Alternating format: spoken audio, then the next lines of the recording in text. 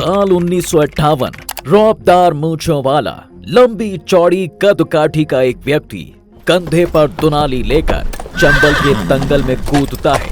चंबल ये मध्य प्रदेश का वही इलाका है जिसे डाकुओं का गढ़ कहा जाता है और ये वही समय है जब यहाँ पर कल्याण सिंह, लाखन सिंह और लुक्खा पंडित जैसे डकैतों का बोलबाला था और पुलिस इन जैसे डकैतों को ढेर करने में लगी हुई थी।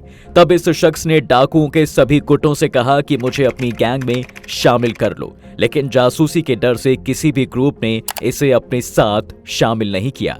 तो ऐसे में इस व्यक्ति ने अपने जैसे 150 लोगों का एक गुट अलग तैयार किया।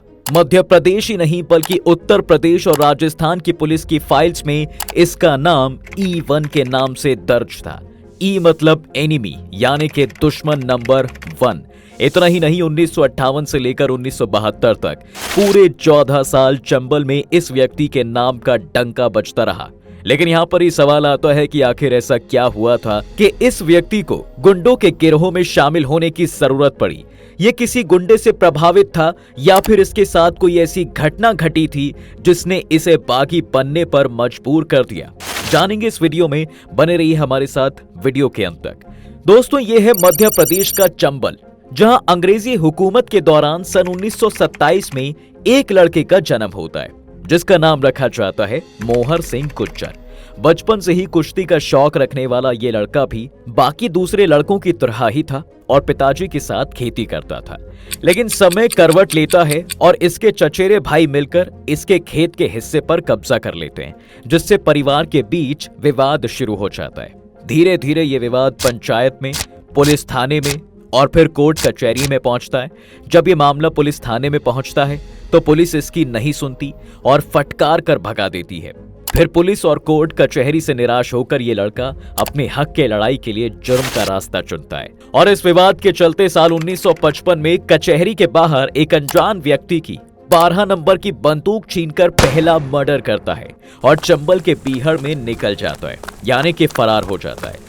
जिसके बाद पुलिस इसके पीछे पड़ जाती है। चप्पा चप्पा छानने के बाद भी इस लड़के का कहीं कुछ अता पता नहीं चलता। अब इस लड़के के पास भी वापस लौटने का कोई रास्ता नहीं था, क्योंकि वापस आने पर जेल जाने के अलावा और कुछ हाथ नहीं लगता। चंबल के बीहड़ में घूमते हुए इसके दिमाग में एक ही सवाल चल रहा था कि क्यों ना डाकुओं की गैंग में शामिल होया जाए। फिर क्या था, वो कंधे पर दुनाली रखकर रौबदार मूंछों पर ताव देते हुए उस समय के कुख्यात डाकू कल्याण सिंह के गैंग के सामने पहुंच गया और गैंग में शामिल होने के लिए कहा। मोहर सिंह की लंबी चौड़ी कदकाठी और गट्स को देखते हुए डाकू कल्याण सिंह ने इसे अपनी गैंग में शामिल कर लिया। इस गैंग में रहते हुए उसने लूट, डकैती और अपहरण करने के गुण सीखे।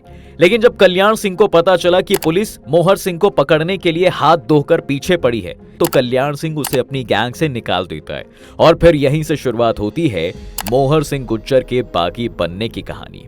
इस गैंग को छोड़ने के बाद मोहर सिंह गुज्जर ने अपना खुद का एक गैंग बनाया। समय के साथ इस गैंग में एक के बाद एक डाकू शामिल होते चले गए और धीरे धीरे मोहर सिंह गुज्जर की गैंग में 150 लोगों का गुट बन गया और फिर यहीं से मोहर सिंह गुज्जर डकैती, मर्डर और किडनैपिंग का सिलसिला शुरू कर देता है। इस बागी का मेन टारगेट वो लोग होते थे जिनके पास बहुत ज्यादा पैसा होता था। बंदूक और अपने साथियों के दम पर इस बागी ने कई किडनैपिंग की और खूब पैसा कमाया था। मोहर सिंह को उन लोगों से सख्त नफरत थी जो उसके खिलाफ थोड़ी सी भी जानकारी पुलिस तक पहुंचाते थे। ऐसे लोगों को ऑन द स्पॉट गोली मारकर स्वर्ग के दर्शन करा दिए जाते थे। यही वजह थी कि बीहड़ में कोई भी मोहर सिंह गुज्जर की मुखबिरी करने से बचता था। इसी बीच 1965 में गुज्जर को दिल्ली के एक मूर्ति तस्कर के बारे में पता चलता है जो सोने की मूर्ति की तस्करी करता था। मोहर सिंह द्वारा मूर्ति तस्कर को किडनैप करने का प्लान बनाया जाता है और प्लान के तहत इस तस्कर तक एक इंफॉर्मेशन पहुंचाई जाती है कि ग्वालियर की एक एरिया में सोने की बेशकीमती मूर्तियां हैं। ये खबर सुनते ही मूर्ति तस्कर अपने एक व्यक्ति को इस इंफॉर्मेशन की छानबीन करने के लिए भेजता है। ये व्यक्ति वापस दिल्ली तो नहीं पहुंचता, लेकिन उस तक ये खबर जरूर पहुंचा दी जाती है कि मूर्तियों के बारे में जो इंफॉर्मेशन थी वो सच है। ये खबर मिलते ही मूर्ति तस्कर तुरंत ही प्लेन से ग्वालियर पहुंचता है। ग्वालियर पहुंचते ही मोहर सिंह गुज्जर की गैंग द्वारा इसे किडनैप करके बीहड़ के जंगल में ले जाया जाता है और इसे छोड़ने के लिए परिवार वालों से तकरीबन 26 लाख रुपए की फिरौती मांगी जाती है। इसी बीच पुलिस इस मामले में मोहर सिंह गुज्जर को पकड़ने के लिए एड़ी चोटी का जोर लगा देती है, लेकिन पुलिस को कुछ हासिल नहीं होता। आखिरकार परिवार वालों को फिरौती की रकम चुकानी पड़ती है और फिर फिरौती लेने के बाद इस व्यक्ति को बीहड़ के जंगल में ही छोड़ दिया जाता है। ऐसे ही मोहर सिंह के गुनाहों का सिलसिला चलता रहा और देखते ही देखते अगले कुछ ही सालों में मोहर सिंह गुज्जर पर 350 से ज्यादा मामले दर्ज हो गए, जिनमें 80 से ज्यादा मामले मर्डर के थे। कहते हैं कि 70 के दशक में चंबल का बीहड़ खूंखार डाकू मोहर सिंह गुज्जर की टोलियों की गोलियां गूंजा करता था। लोगों के अंदर इतना डर था कि उन्होंने अपने आप को पैसे वाला दिखाना बंद कर दिया। इसकी मेन वजह ये थी कि जो कोई भी अमीर नजर आता तो मोहर सिंह उसको किडनैप करके फिरौती वसूलता था। किडनैप करके फिरौती लेने वाले डाकुओं के लिस्ट में सबसे टॉप पर मोहर सिंह गुज्जर का ही नाम था। जब पुलिस इसे पकड़ने में नाकामयाब रही तो पुलिस ने अकेले मोहर सिंह के ऊपर 2 लाख रुपए और पूरी टीम के ऊपर तकरीबन 12 लाख रुपए का इनाम रख दिया। मोहर सिंह का कहना था कि मैं बागी हूं, डकैत नहीं। चंबल के बागियों का एक उसूल था कि वो कभी भी घर में जाकर डकैती नहीं डालते थे और मोहर सिंह ने भी ऐसा ही किया। कभी भी अपने उसूलों के खिलाफ जाकर डकैती नहीं की और न ही कभी किसी गरीब को सताया। अपने जीवन यापन के लिए पैसा जुटाने का एकमात्र जरिया किडनैपिंग करना था।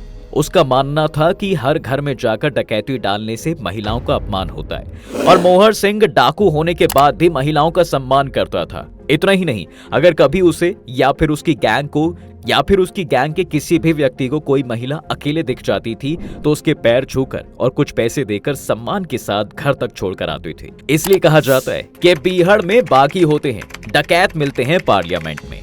इतना ही नहीं, विनोबा भावे ने चंबल में भाषण देते हुए ये कहा था कि चंबल के डकैत संसद में बैठे डकैतों से तो बेहतर ही हैं।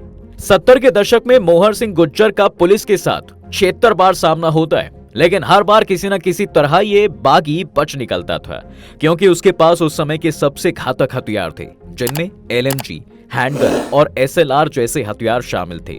कहते हैं दोस्तों कि एक बार जब पुलिस से मुठभेड़ में मोहर सिंह फंस गया था तो पुलिस से बचने के लिए बंदूक के वजन के साथ 18 हाथ के नाले पर से भी कूद गया था। अब वो समय आ गया था, लोगों के साथ साथ पुलिस में भी मोहर सिंह गुज्जर के नाम का खौफ बढ़ने लगा था और पुलिस किसी भी तरह मोहर सिंह को अपने चंगुल में फंसाना चाहती थी।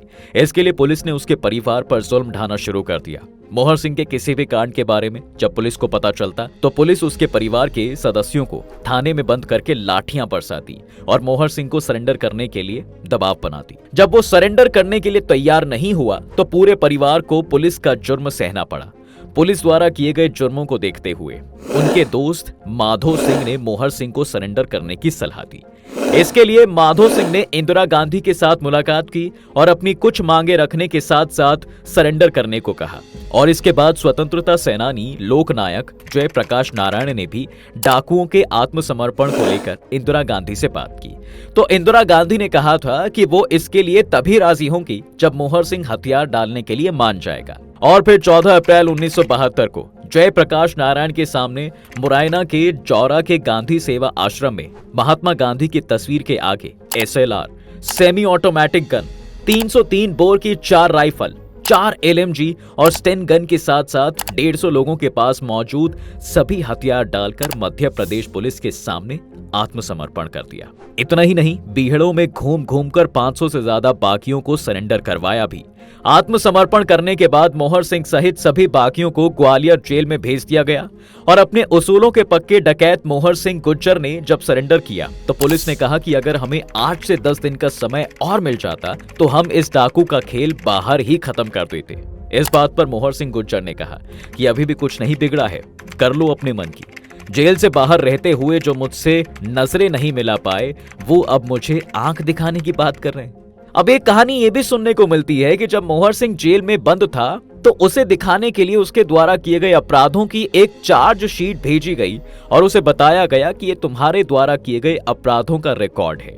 तो मोहर सिंह ने इस चार्ज शीट को फाड़कर जला दिया और बोला कि मैंने अपने सारे केस यहीं पर खत्म कर दिए। तब जेल कर्मियों ने उसे बताया कि चार्ज शीट की एक कॉपी कोर्ट में भी होती है, तो अपने द्वारा किए गए इस काम पर खूब हंसे।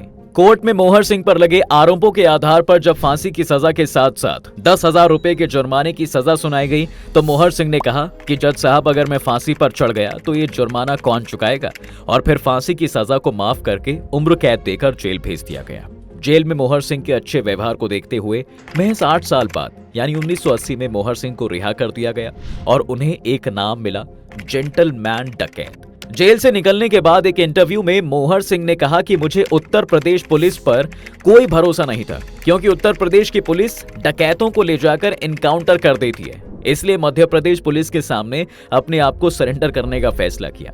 सरेंडर करने से पहले मोहर सिंह ने कुछ मांगे रखी थी, जिसमें 35 एकड़ जमीन, बंदूक का लाइसेंस जैसी मांग शामिल थी। 1982 में मोहर सिंह के ऊपर एक मूवी बनती है, जिसमें मोहर सिंह और माधो सिंह दोनों ने चंबल के डाकू नामक हिंदी मूवी में काम किया, जिसकी टैगलाइन थी, पहली बार स्क्रीन पर असली डाकू। मूवी में रोल करने के बाद मोहर सिंह ने बताया कि बागियों की जिंदगी फिल्म पर्दे से बहुत अलग होती थी। असल जिंदगी में डकैत और बागी घोड़ों पर सवारी नहीं करते थे, क्योंकि इसकी वजह से उनकी रफ्तार कम होती थी और पीहड़ों में पुलिस आसानी से उन तक पहुंच सकती थी। डकैतों का सफर हमेशा पैदल होता था। सिर्फ मनोरंजन करने के लिए फिल्मों में घोड़ों पर सवार बागियों को दिखाया जाता है, जबकि बागियों का जीवन बेहद कष्ट भरा रहता है। कई दिनों तक खाना भी नसीब नहीं होता। कभी कभी तो सामने रखा हुआ खाना भी पुलिस की वजह से छोड़कर भागना पड़ता है। मोहर सिंह ने केवल फिल्म इंडस्ट्री में ही नहीं, बल्कि राजनीति में भी अपना हाथ आजमाया है। जी हाँ, जेल से निकलने के बाद मोहर सिंह की जिंदगी पूरी तरह से बदल गई। वो अपने परिवार के साथ रहने लगे। सरकार की तरफ से उन्हें 35 बीघा जमीन भी दी गई। इससे आने वाले पैसे से वो लोगों की मदद करते थे। इस तरह एक बागी होने के बाद भी वो मसीहा बनकर गरीबों की मदद करते रहे। बेटी की शादी हो, खाने का इंतजाम हो या फिर घर बनाना हो, सूचना मिलते ही मोहर सिंह हाजिर हो जाते थे। 1995 में मेहगांव नगर पंचायत से इन्होंने गांव में पहली बार सड़क का निर्माण करवाया, पानी की टंकी लगवाई और पुराने मंदिरों को बनवाने का काम भी किया।